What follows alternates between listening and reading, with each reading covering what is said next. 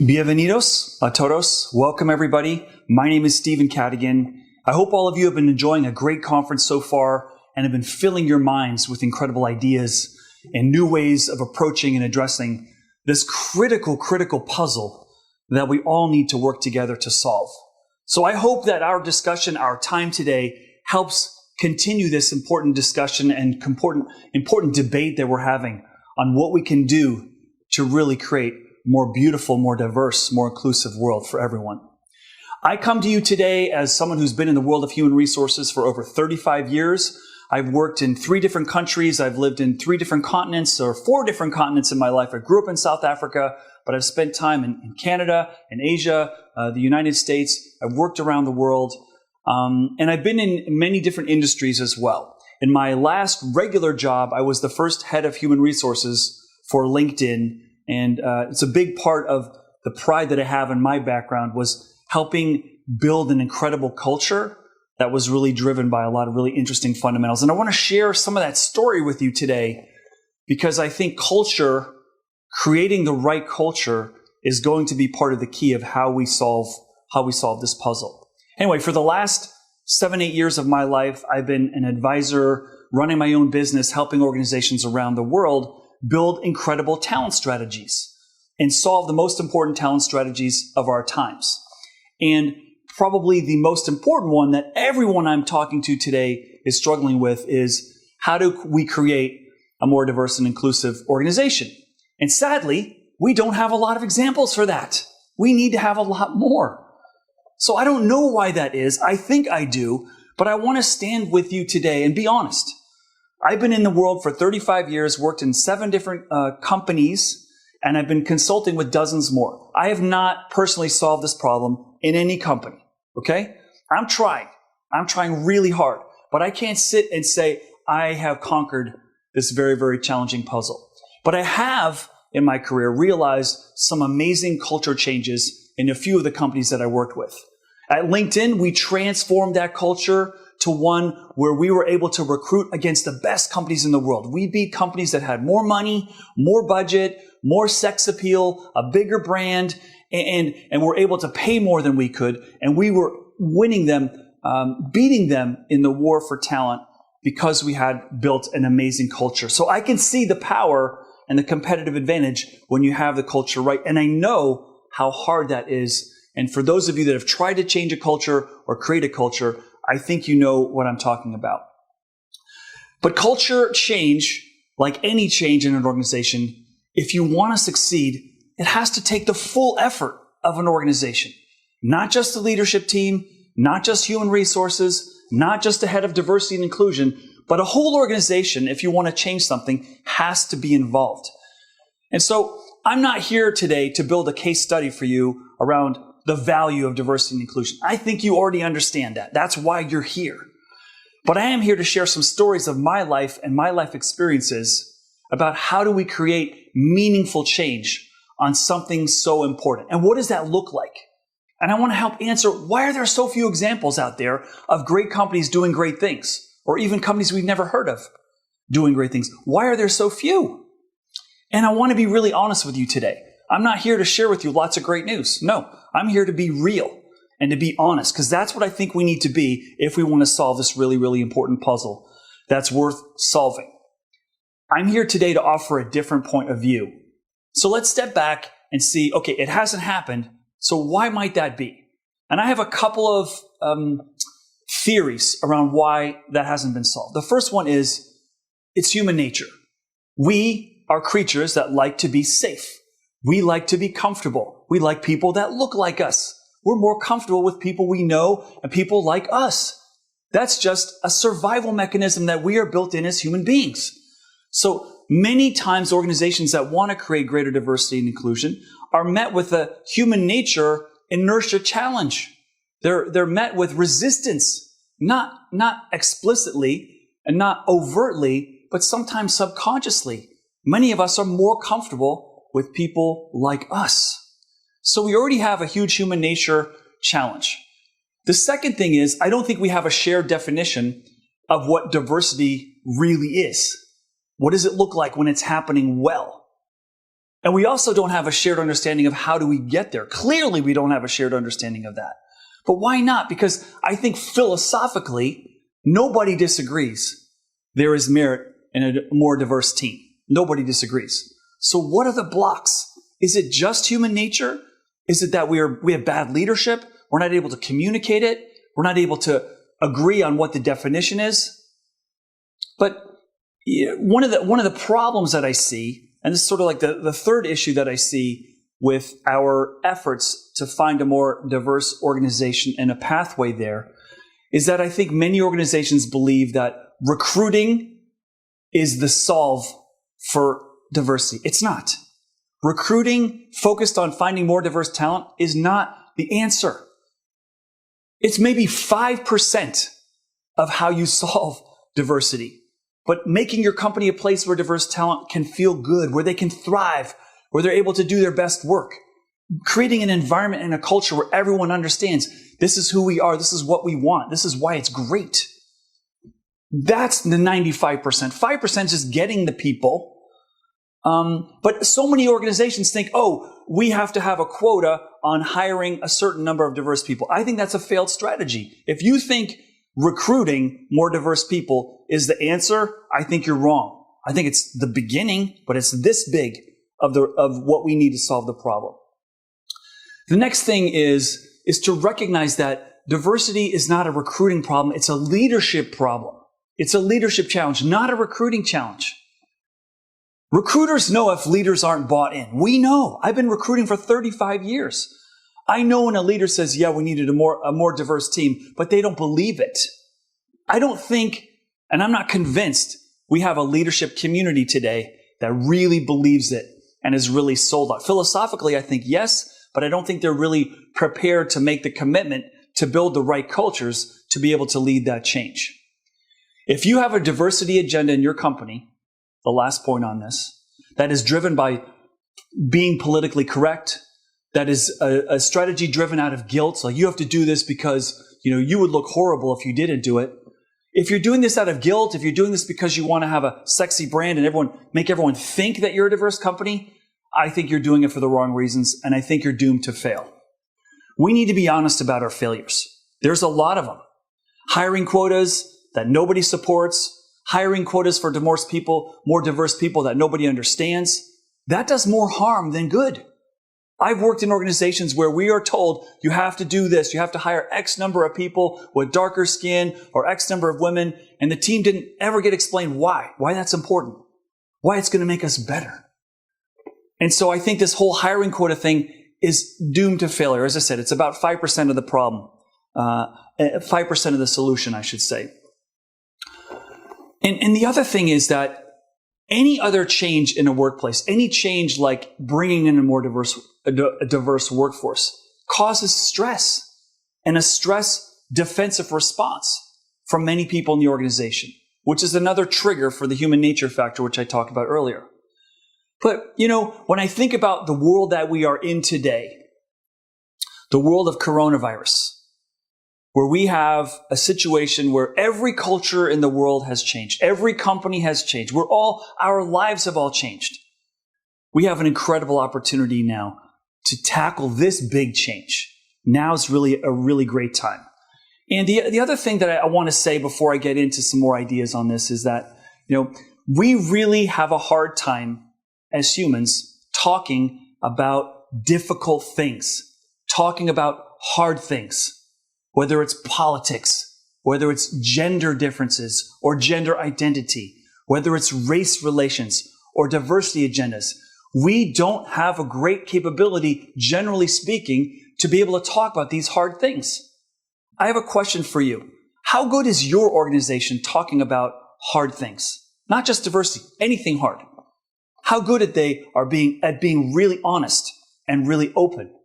Very few organizations have I been a part of that are really, really good at having very hard conversations. When things aren't working, recognizing that and talking about it and discussing it.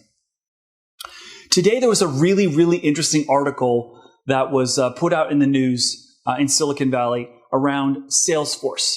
Now, Salesforce is one of the biggest, most successful software companies that the world has ever seen. Incredibly successful.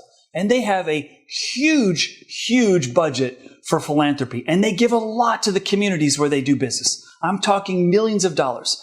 They have a CEO who makes giving back to the community a massive, massive priority in whatever he's doing. And over the last dozens of years that they've been in business, they've given millions into the community. But 4 years ago, they made a real strong commitment, like we are going to go all in on diversity and inclusion. And everyone was so excited. What is this market leader company going to do? And so we all watched, what's Mark Benioff going to do? But what this article that just came out today revealed is in 4 years, they have not realized any success. They've not realized any change. They hired an incredibly talented, charismatic head of diversity. He reported into Mark Benioff, the CEO. He was in all the executive staff meetings. He produced some incredible marketing campaigns and some great tweets, got all the employees excited about it. But the numbers measuring the depth of the greater diversity of their team didn't change almost at all. And there was a lot of confusion. Why is that? We paid millions of dollars. We hired this great guy. We have a really smart company. We have a problem we should be fixing. We're not fixing it. And this article highlights, if one of the smartest, most successful businesses that's funded the attack to do better with diversity and inclusion is failing, maybe we've underestimated how hard this really is. Or maybe we need to reset our expectations and be more patient around how long does it take to realize a big change like this.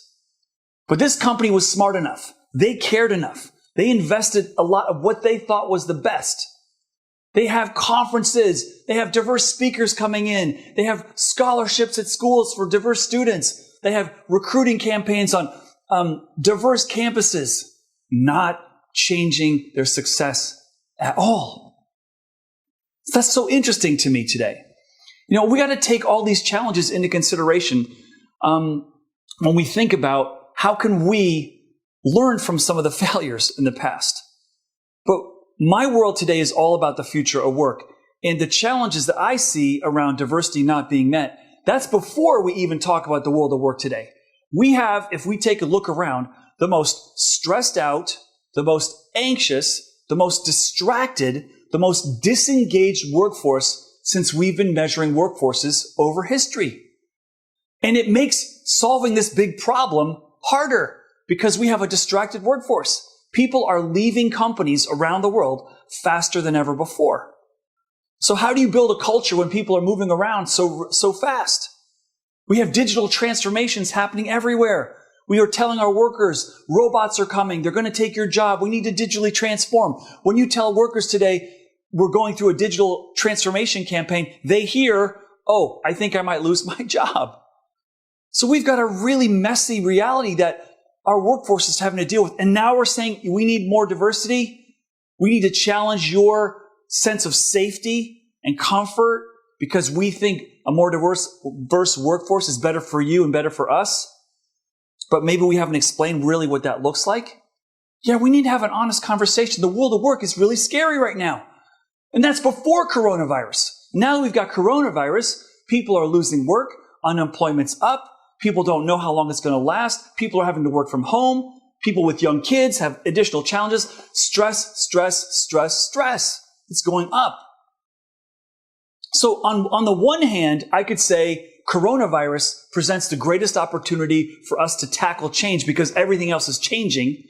But on the other hand, I could argue that coronavirus, on top of all the other changes and all the other technical challenges that our workforce is feeling, we have the hardest challenge ever to change anything. So what perspective are you going to take? Are you going to look at this and say, this is the greatest opportunity to change? Or are you going to look at this and say, this is the hardest opportunity to change anything? Where do you sit in that question? I mean, that's really where we are today. We got to make a choice. Are we really going to go after this? Is it really meaningful? I think the answer is yes. That's why we're here. But we have to recognize first, it's a really busy, messy, scary world of work right now. People are worried about their jobs. We've got to be realistic. And we've got to get people more calm. You see, the world of work is changing so fast, the future is more uncertain to companies and to employees. Both people don't know what skills do I need to be successful tomorrow. We don't know. And as I mentioned earlier, people are changing jobs faster. No company's guaranteeing jobs anymore. Technology is requiring people to learn new skills quickly. The value of someone's skill in their profession is shorter and shorter and shorter than it's ever been. And we're saying digital transformation, and we're telling people the robots are coming. Watch out. Your job's going to be replaced by technology. This is not a comfortable environment. We have employees afraid. We have done a horrible job getting people excited about the future of work. So that's a question I want to ask you when you think about your voice with your employees, your voice in your organization. What kind of picture are you painting for your employees? Is it optimistic? Is it filled with excitement? Is diversity part of a huge, successful campaign and strategy that's going to result in some beautiful, beautiful things for them and their careers and their families? Or is it more gloom and doom? Let's pause for a second. Just the words digital transformation, which every company is going through in one way or another right now. What do those words mean to you? When you hear those words, digital transformation, do they make you feel warm and fuzzy and cared for? Do they conjure up images of love and faith and belief and excitement? Or does it feel cold and impersonal and lonely and scary? That's what I think digital transformation conjures up. Images that are not friendly, images that are not welcome. And my human nature reaction is resist, just like it is to diversity and inclusion. So let's take an honest look. There's a lot going on why there's resistance. There's a lot going on that's contributing to why people are blocking important changes like this. But diversity is hard because, we all like to feel safe. We all want this to go better for us. So let me ask you, if you want to change something, do you think you really need to commit to it? Absolutely.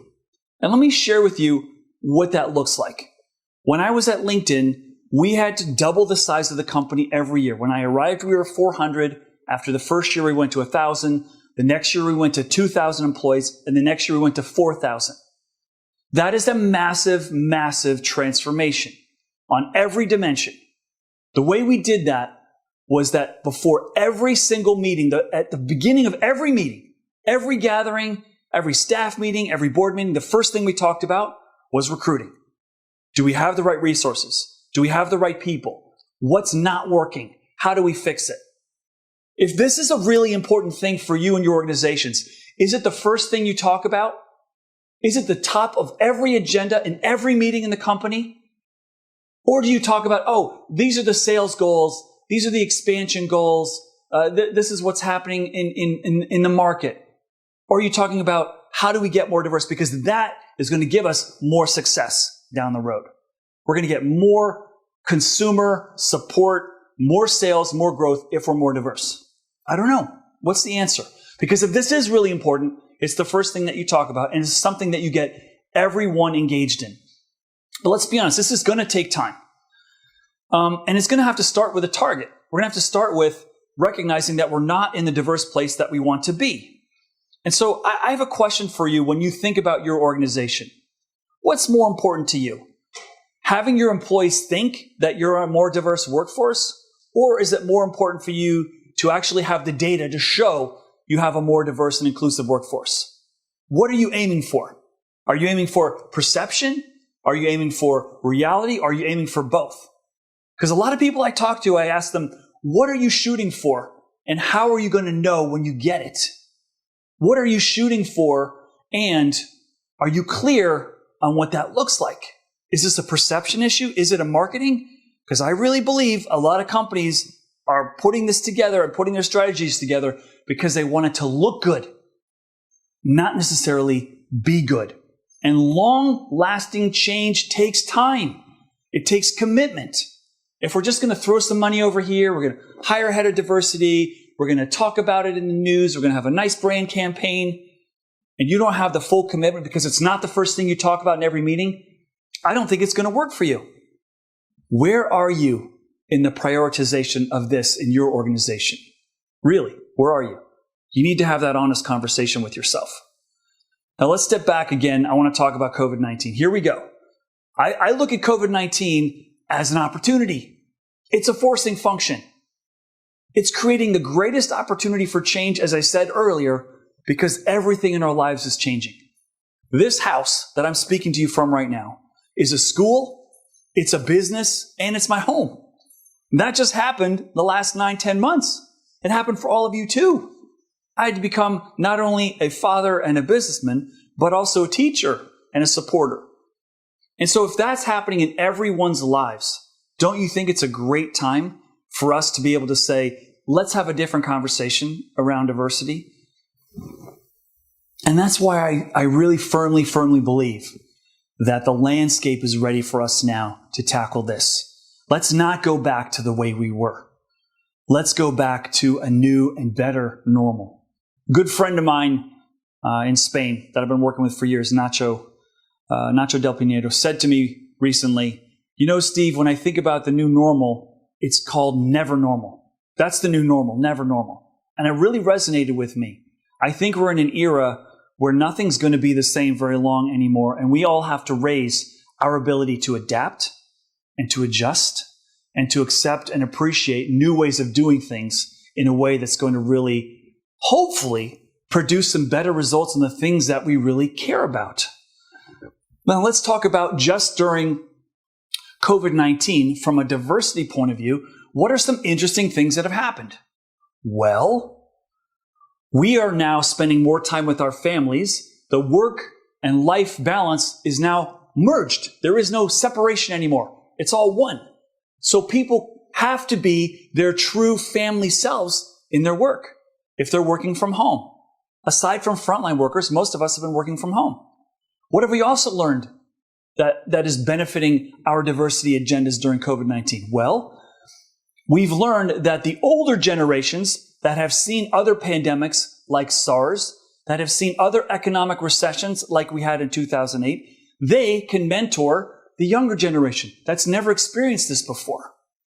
We've also seen in some organizations that hire veterans, people who served in the military, that the military experiences, which is in many cases are life or death, creates a sense of calm with those people that have seen something more extreme than a pandemic to be able to help coach the people that haven't experienced life or death before.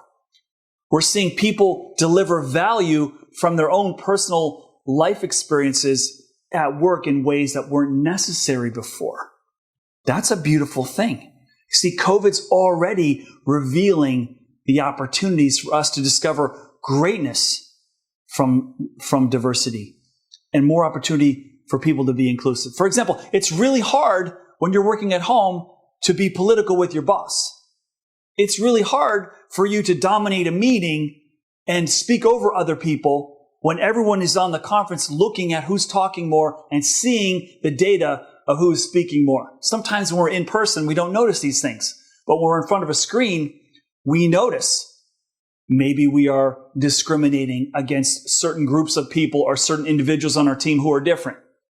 Now is a great chance with the technology and how we're working together for us to see this challenge from a different perspective. Are you taking advantage of that? Are you able to see differences? Are you able to recognize them now? Because I'm seeing it a lot. There's a lot of upside that COVID-19 is presenting for us. And I also want to recall something for those of you that don't remember in the last recession that we had. And this is towards the point of hard times are great opportunities for positive change. In the last economic recession we had, in the banking crisis of 2007 through 2009, 30 unicorns, companies that today are worth $1 billion, 30 of them were born. Companies that you've heard of. Companies like Pinterest, Instagram, Box, Uber, Slack, Airbnb, Groupon. Those are just a few. WhatsApp. That started during the last economic recession. Why? Because during hard times, people slow down and think and look at problems differently and try to find different solutions. I think we need to remember that. I think we need to apply that. I saw a TED Talk recently by a gentleman named Tim Harford. And he's a British journalist and researcher. And he studies hard things in the lives of people. And he has many, many examples of organizations and places and people where, when they're facing really, really severe circumstances, discover amazing things. I'd really encourage you to check out his TED Talk. It's amazing. But frustration happens to be one of the greatest drivers of creativity. We're all frustrated right now. Let's apply that to this. Let's use this moment, this COVID-19 moment, and our frustration with it to build something better. Something that is feeling kind of messy is going to inspire us, I hope, to create a better world and a better future of work that's more inclusive for all of us.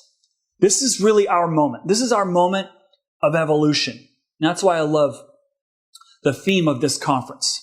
Now is the time for us to evolve and take advantage and move that conversation in a more honest direction. As I said, I don't have the answers for you. I have lots of examples of what hasn't worked, and I tend to be a pretty cynical person. I believe there is a lot of opportunity for us to try new things. But if we want to change this, we're going to need a full organization commitment. And this is about culture.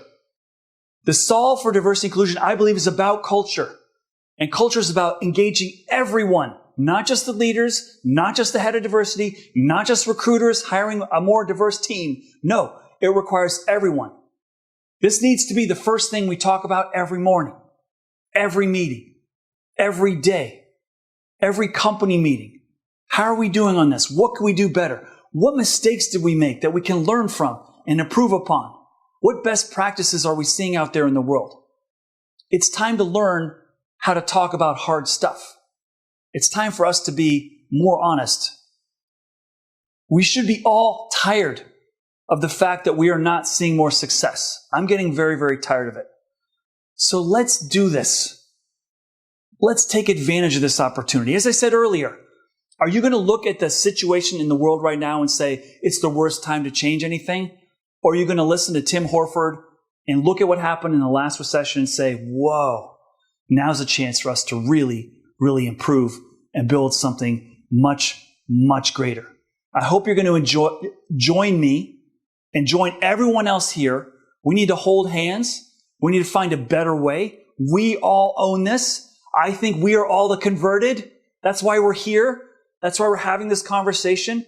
I think we can build something really, really fundamentally beautiful, but let's be patient. Let's realize it will take some time. Let's give it our hearts. Let's give it our souls. Let's give it the best that we have. And that's all we can do. Now is the time. My name is Steve Cadigan. If you'd like to reach out to me, you can find me on my website, stevecadigan.com.